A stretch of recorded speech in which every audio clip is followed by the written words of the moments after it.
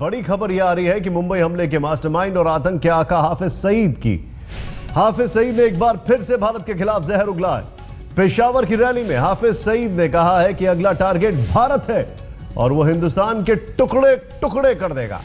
उसने भारत के खिलाफ जिहाद का ऐलान किया है। आपको बता दें कि हाफिज सईद ने 2 दिनों पहले एक पाकिस्तानी चैनल को इंटरव्यू में कहा था कि वो किस तरीके से हिंदुस्तान जो है वो दोहरी नीति अपनाता है। यह आरोप लगाया था हिंदुस्तान के ऊपर, लेकिन यह भी कहा था कि उसको फौज की जरूरत नहीं है। हाफिज सईद ने भारत को धमकी दी है, कहा कि वो हिंदुस्तान के टुकड़े टुकड़े कर देगा। अगला टारगेट हिंदुस्तान है, अगला टारगेट भारत है। हाफिज सईद की पेशावर रैली।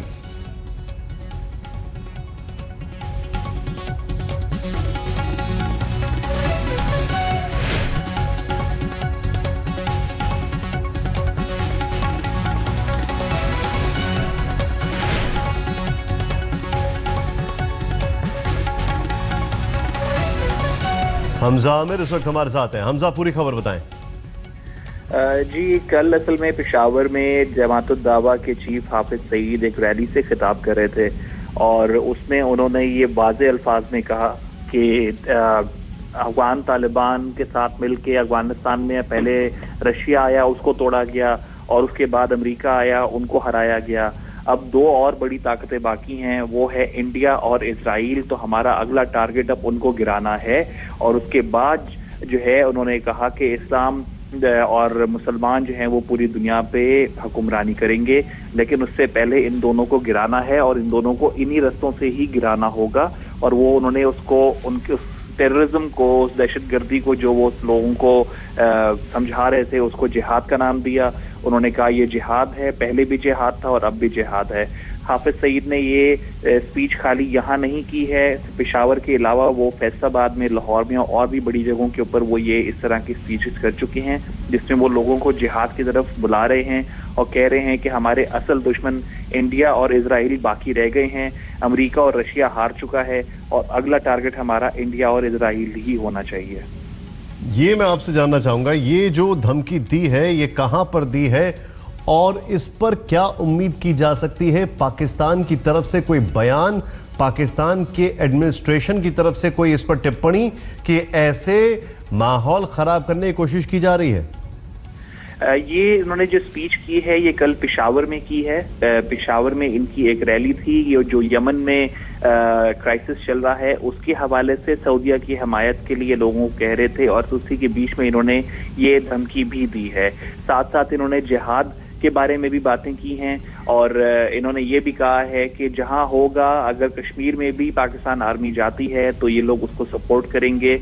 और ये चीज़ें ऐसे वक्त में कही जा रही हैं जबकि पाकिस्तान में जमात-उद-दावा ने अपने आप को एक चैरिटी ऑर्गेनाइजेशन, एक NGO के नाम से डिक्लेयर किया हुआ है और कहा है कि वो एक चैरिटी के काम करते हैं, लोगों की मदद करते हैं। ऐसे माहौल में हाफिज सईद का बाहर आना और आके कहना कि हम जिहाद करेंगे, और उन्होंने अफगान तालिबान जो टेररिस्ट हैं और जो टेररिस्ट पाकिस्तानी तालिबान के हैं जो यहाँ की बॉर्डर्स इस्तेमाल करके वहाँ जाते हैं, उनको भी जो है अपने भाई बोला, उनसे भी अपने जो है कहा कि उनका जिहाद था और हम उनके साथ थे, हमने उनके साथ मिलके सुपर पावर्स को तोड़ा है।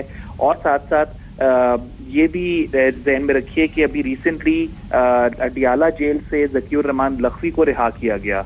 वो जब रिहा हुए उनको भी वहां से एस्कॉर्ट करके उनकी सिक्योरिटी जो थी वो जमात-उद-दावा के लोगों ने दी हुई थी। उसके बाद से वो उन्हीं के साथ ही हैं। कहाँ हैं ये नहीं मालूम, लेकिन ये जरूर है कि वो उनके साथ बड़े एक्टिव कांटेक्ट के अंदर हैं।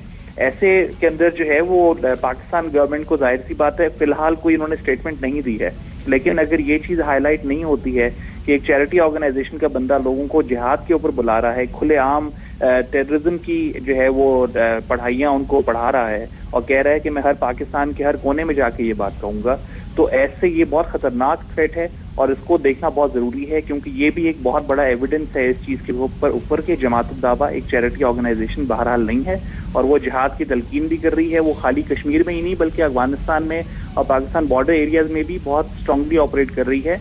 उसके लिंकेजेस तालिबान के साइड से भी नज़र आ रहे हैं और साथ साथ कश्मीरी साइड के ऊपर जो उनके जिहादी एलिमेंट से काम करते हैं, जो जम्मू कश्मीर में जाके ऑपरेट करते हैं, वो भी सामने आना शुरू हो गए। मुझे एक चीज़ बताइए आप, सरताज अजीज कल बयान देते हैं भारत से बातचीत के लिए। यहां पर हम खबर देख रहे हैं कि किस तरीके से बाकायदा हाफिज सईद धमकी दे रहा है कल ही।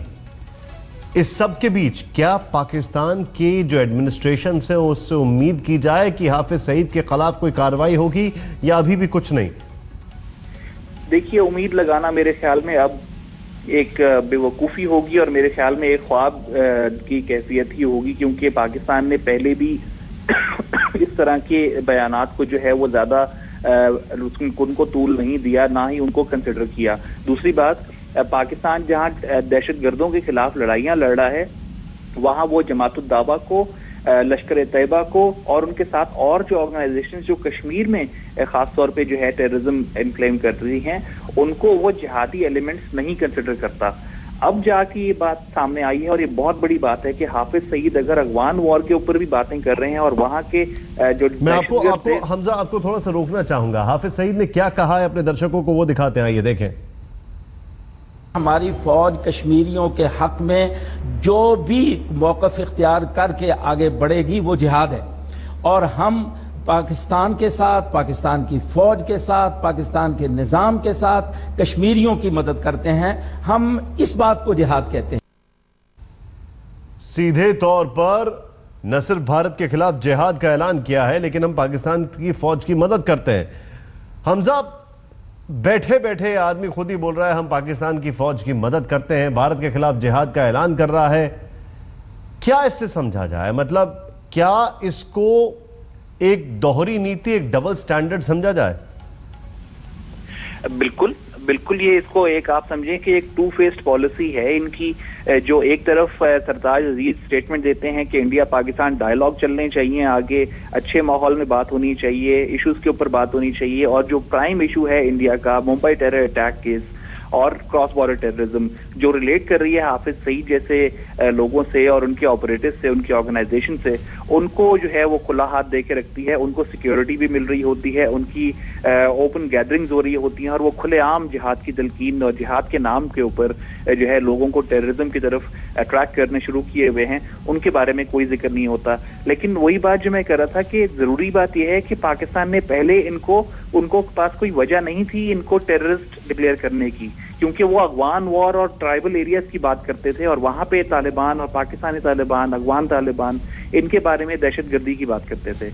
अब ये स्टेटमेंट आई है, इससे ये भी क्लियर होने शुरू हो गया है कि खाली हाफिज सईद या जमात-उद-दावा की पेनिट्रेशन कश्मीर साइड पे ही नहीं, बल्कि उनके लिंकेजेस तालिबान और अलकायदा तक भी जाते हैं, क्योंकि वो अफगान वॉर में लड़ने वाले और अमेरिका के खिलाफ जो लड़ने वाले लोग हैं उनको वो अपना भाई बोलते हैं।